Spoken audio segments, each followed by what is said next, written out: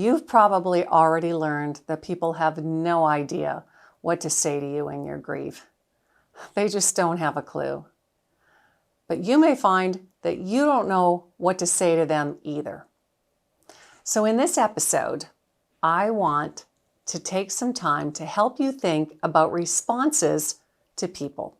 I think this is going to help you, and it's going to help those who care about you. I've said this many times before, and I'm going to continue to say it. It's easy for those of us in grief to be really hurt by the things people do or do not say.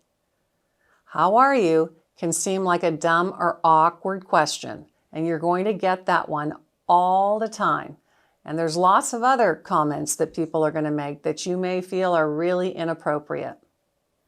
I want to remind you how clueless people are about grief until they've experienced it. They really have no idea what to do. So please remember that most people have good intentions and caring hearts, but are just lost in this situation and so uncomfortable.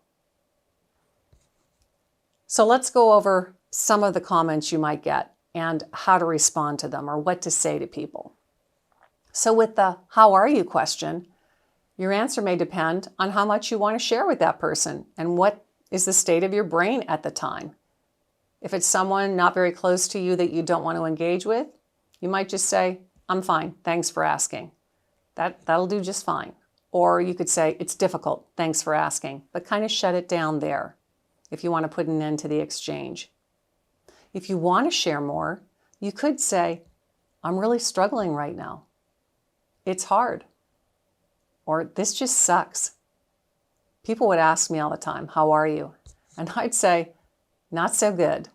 This is really hard. I'm hanging in there." Here's a great response if you're lonely. "I'm not sure how I feel right now, but I sure would love some company in the next few days." It's giving them an opportunity to reach out to you. Anytime you can tell people what you need is going to help them because they really want to help, but usually just don't know what to do. So often do nothing or the wrong thing. Practice saying, "This is what I need right now." And it could be, "I need some companionship," or "I actually need to be alone right now." But get used to thinking about that and telling people.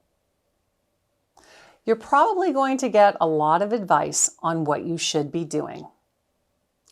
You should be keeping busy. You should be making decisions about this. You're not grieving correctly. This is how you should do it. You should be reading this book, going to this group. Again, they're trying to help you. But a good response to that might be, "Thanks for the suggestion, but this is what I've decided to do." Or it could just be, "Thanks for the suggestion." When people try to say things to make you feel better, try saying, "Thanks for caring. I don't need you to fix it though. I just need you to be with me." How about when you're invited to an event and you don't want to go? You know what? It's okay not to want to go to an event. I wasn't ready for a long time. Maybe you want to go, but if you don't, you'd be normal and it's all right. So you could say, "I'm sorry, but I'm just not up to that right now." Or, "This week has been really difficult for me, but please keep inviting me. I may not accept for a while, but it sure makes me feel good to be asked." Or maybe you want to go, but know you may change your mind. And that happened to me a lot too. I wanted to go, but then if I was having a tough day at the end, I didn't go. So you could say, "I'd like to come, but I never know how I'm going to feel. So I may change my mind at the last minute. Is that okay?" When someone says, and I heard this a lot too, "Call me if you need anything." How about replying, "Thanks, but I won't call. But I sure would appreciate you checking in on me since I have no idea what I need."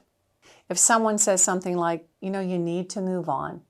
It's time," or "You're too emotional," you could say, "I'd like to just stuff it and move on, but the only way to truly heal from grief is to grieve."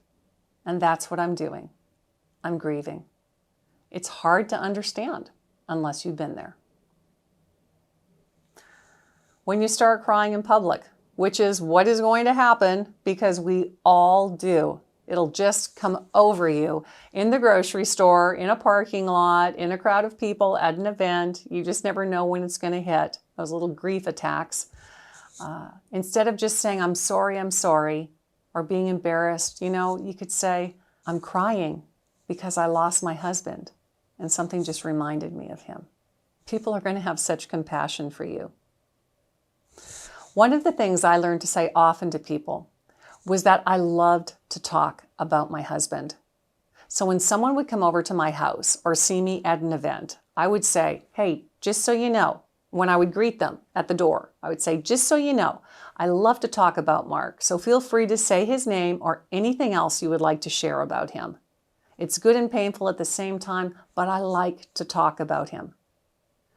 You should have seen the look of relief on people's faces when I gave them that guidance, because they were trying to figure out before they saw me, were they supposed to talk about him or not? They were nervous wrecks. So again, the more you can tell them about the truth, about how you feel and what you need, the more it's going to make it better for you and for them. Stepping stones. What are the questions that people might ask you that you'd like to think of answers for? What can you say to others that could guide them on what you need? Your reflection. Telling the truth about how you are feeling and what you need will make things more comfortable for you and them. It's really freeing. Please try it. Thanks for listening. See you soon.